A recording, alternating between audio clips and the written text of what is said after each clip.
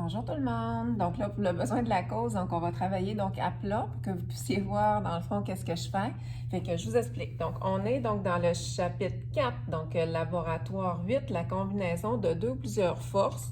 On a donc un support de force sur lequel est positionné avec des petites chaînettes, donc ici 3 dynamomètres. J'ai étiré mon support de force, on dirait que c'est un objet de torture, là, en tout cas. Je l'ai étiré pour avoir donc 3 forces différentes exprimées là, par le petit curseur donc rouge sur mon dynamomètre. En dessous, je mets une feuille blanche et qu'est-ce que je vais faire? C'est qu'il y a des petits trous ici pour représenter donc l'objet donc immobile. Donc je vais mettre un point ici. Puis j'ai 3 forces qui sont exercées donc sur cet objet donc immobile là. Une force par là. Donc pour la dessiner, je vais aller mettre des petits points donc avec mon crayon de plomb, une deuxième force, ou une deuxième ou une première, là, donc en tout il y en a 3, donc je note, puis je mets aussi des petits points donc ici pour ma troisième donc force par là. Juste pour vous montrer donc comment là que j'ai positionné ça, c'est que je fais juste défaire donc les petits œillets comme ça, puis je peux donc faire varier donc la grosseur des forces. Je peux même jouer donc avec les petites chaînettes là pour dans le fond positionner 3 forces différentes. On va mettre ça de côté pour que vous puissiez voir là finalement donc ma feuille comme il faut.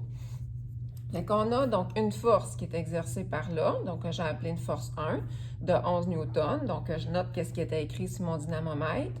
Une deuxième force, c'est moi qui décide lequel est la force 1, force 2, force 3. Une deuxième force avec 7 newtons qui était écrit sur mon dynamomètre, qui était positionné à 7. Puis ensuite de ça, une troisième. Et ici, c'est mon objet, donc immobile. Qu'est-ce que je vais faire? C'est que j'ai positionné donc cette force-là à 0, comme ça ici. Tu sais, pour en avoir une à 0, là, c'est plus facile de déterminer les angles. Pour aller chercher donc l'angle ici de la troisième, donc j'ai pris mon petit rapporteur d'angle que je vais aller chercher, donc ici.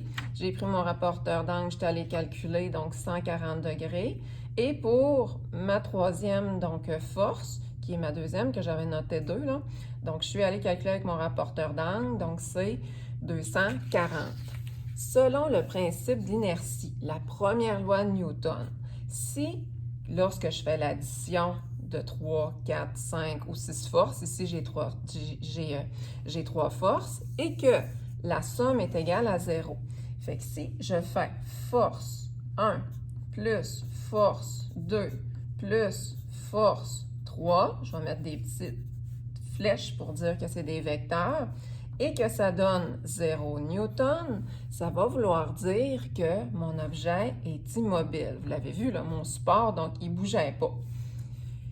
Pour être capable de faire l'addition des forces, donc je vais faire l'addition des forces vectorielles, donc c'est ça que j'ai fait donc ici. Donc, je suis allée positionner donc, ma première force donc, à 0. C'est moi qui décide lequel qui est la première. Ensuite de ça, je vais les placer donc, à la queue leu-leu. Regardez, à la suite de la première qui est ici, je vais aller déplacer, faire une translation, mettre ma deuxième force donc, à la suite. Ma troisième force qui est en mauve, donc je vais la déplacer donc aussi donc à la suite. Fait que le but, c'est de les mettre à la queue leu-leu en respectant donc les angles. Comme par exemple, si on y va donc avec donc la première, donc je m'étais fixé donc comme un angle de départ à 0, 11 newtons à 0 degré. La deuxième, je suis allée me tracer là, un petit plan cartésien donc imaginaire. Elle est à 140 degrés comme ça, je l'ai tracé.